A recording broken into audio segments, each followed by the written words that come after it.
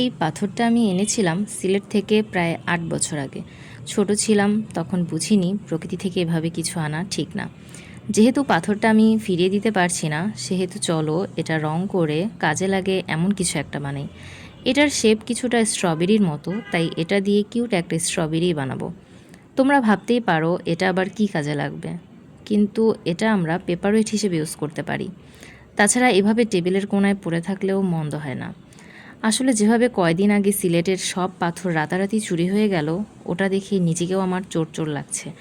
আমি অবশ্যই আবার কখনো ওখানে গেলে এই পাথরগুলো রেখে আসব। আর হ্যাঁ, তোমরাও কখনো এই কাজ করতে চেও না।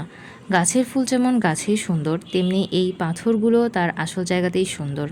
ক্ষণিকের লোভে পড়ে আমাদের দেশের এই সৌন্দর্যগুলো আমাদের নষ্ট করা উচিত না।